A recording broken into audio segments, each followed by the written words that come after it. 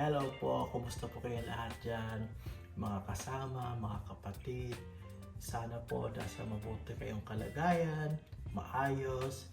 At I think the reason why you click into this video is you wanna know some tips and the current market ng basketball or mainly sport cards. And I would love to share with you guys yung experience ko na if you're into the hobby na especially if you're new or like me who just getting back into the hobby, sana po makatulong tong video na to. So without any further ado, let's go!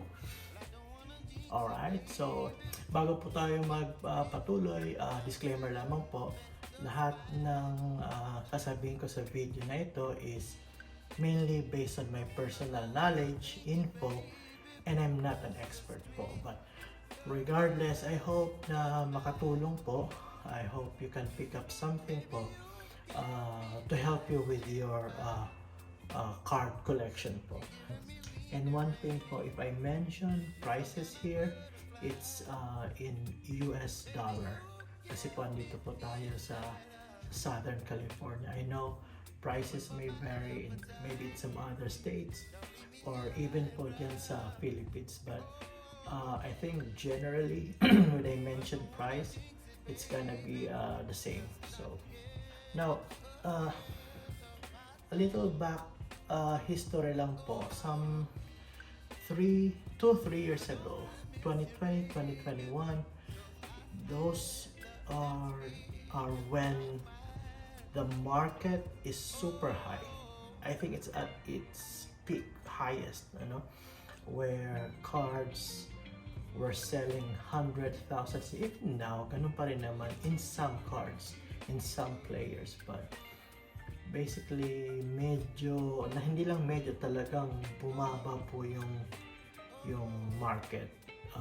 People were saying 80, some were saying 90% down. Let's say for example, and I'm gonna post some pictures po sa video na ito, the Luka Doncic rookie card. If you buy it March 2021,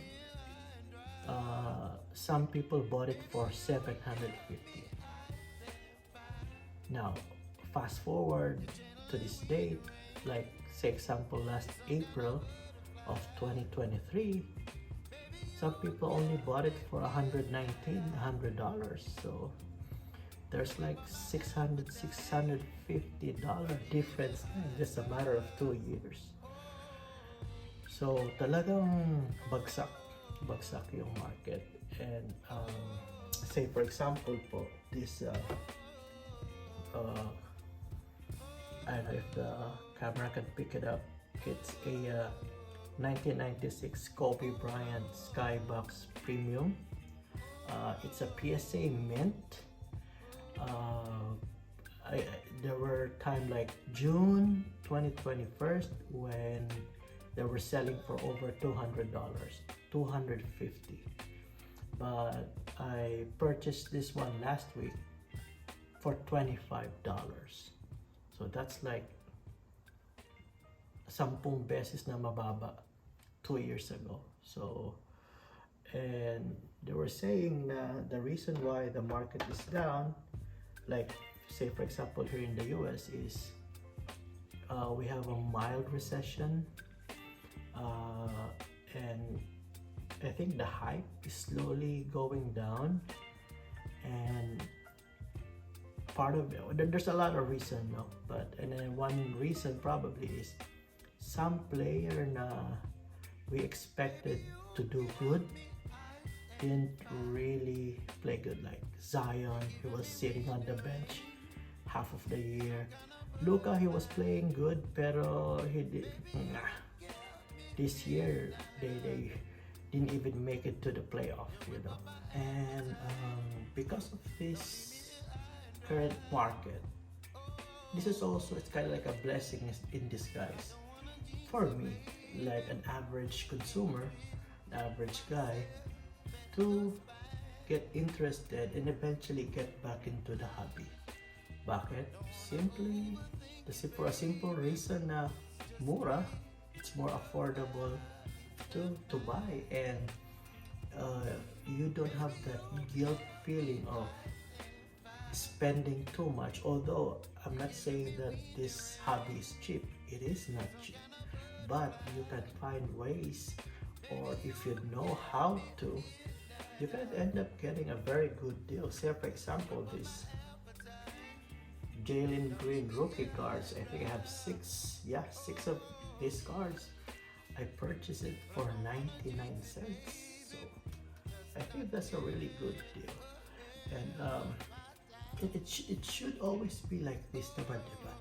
I remember when we were younger back in the 80s or 90s, kids will go to store, diba? Buy these cards, and that's it. The problem with the recent market kasi, especially past few years, they overhype. Nila, talagang they intentionally hype it up by, making a rare cards 1:1, 10, 1:10 or something. Those cards are like signed cards, game worn autograph. There's a lot po na varieties, and of course people get hyped. They wanna get that rare cards. Yung sinasabi nila, mga rare cards. But and then after a while, people, I guess, parang nagsawa. Maraming tao na nagsawa. And again, because of, I think, especially here in the US, we are into a mild recession. People are spending their money wisely na. So, but again, if you're like me who wanted to have this kind of hobby, you can just do your homework, and I can give you some tips on how to do it. Again, if you're into the hobby na, you're new, or wanting to go back into collection again, I have some tips. Number one is do your research. Don't rush. Be patient po. Be patient. Kasi once you impulse buying, that's when you end up buying some cards na you end up sitting on your cardboard box, diba? Although, and I'm guilty din ako dyan. The only good thing now, since the market is down, you have room for errors po, kasi you're not spending much compare way back where you're gonna be spending 100 if not 1,000 of money, diba? Then my second tip is know who to collect, know the player. What do I mean by this? Kasi po, if you're into this hobby, it's gonna be too overwhelming. The market is so big na you can get lost easily. And what do I mean by that? Like, if you like me, who grew up in the 90s, I like, of course, Michael Jordan.